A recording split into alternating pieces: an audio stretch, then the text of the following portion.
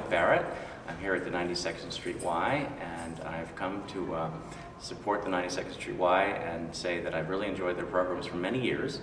I have an interesting background where I'm the son of Janet and Halsey Barrett, and also the grandson of James G. McDonald, who happens to be the first United States ambassador to Israel, and his wife Ruth Stafford McDonald. I have been coming to the Y for about 6 or 7 years and enjoyed the programs very much. Everyone from Arthur Miller to Madeleine Albright, Jack Cafferty recently, Al Gore, and then there was one that was particularly struck me a few months ago, and that was of Ruth Gruber, the 95-year-old woman who wrote a wonderful book, which I did purchase and read in full to my mother, the daughter of the first ambassador to Israel, and she was fascinated and said my grandfather probably knew her or crossed paths with her in Israel during the founding of Israel, this is the 60th anniversary of the founding of Israel.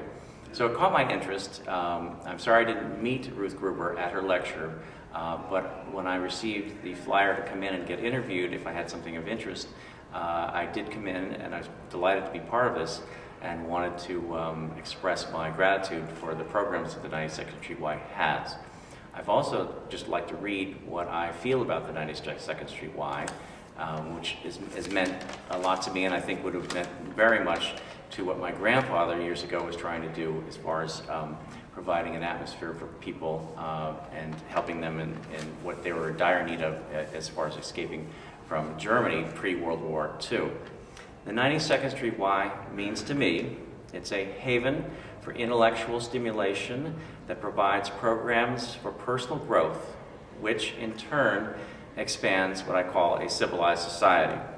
It represents a promise to so many people who are lost, and remembering that loss makes me appreciate the purpose of our lives even more. The 92nd Street Y is truly a promise fulfilled, and I think a lot of people feel that way.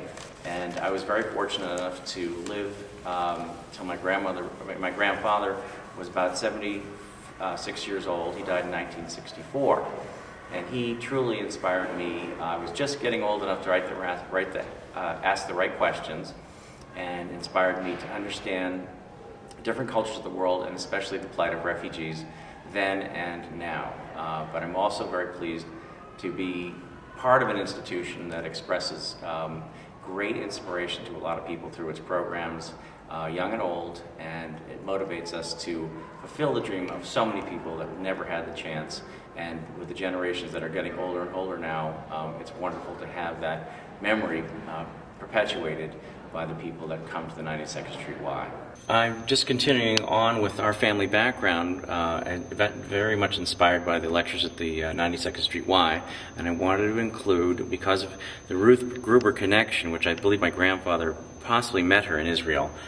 Here he is as their first ambassador to Israel with David Ben-Gurion, and this was taken in 1948-49. He was ambassador till 50-51 in Israel. And here is a picture of my grandmother, Ruth Stafford McDonald, with Golda Meir. And they were very good friends. They knew each other in the early days and stayed and remained friends and wrote to each other. And here my grandfather is with Golda Meir, and he respected her greatly, and they had many conferences together. And then a very important picture of my grandfather here with the first president of Israel, Weizmann, and David Ben-Gurion. This was published in a book about the foundation of Israel. And he knew Weizmann in Europe before the foundation of Israel, and was very impressed with Weizmann sending refugees to Palestine, and was part of that move to get the population in Israel, future Israel, increased. And here is a picture of my grandfather in his diplomatic hat, which I donated to the Holocaust Museum in Washington, D.C.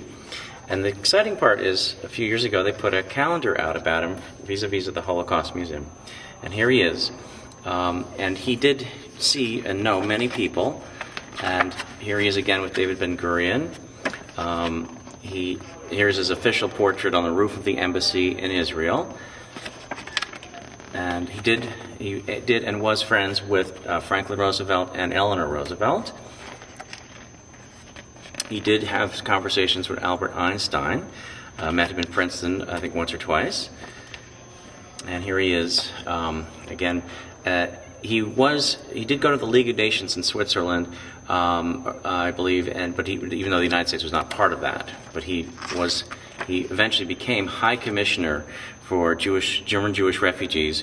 And here's the Avion Conference, which didn't unfortunately produce much, but here's my grandmother, Ruth Stafford McDonald, and here's my grandfather right behind this gentleman here.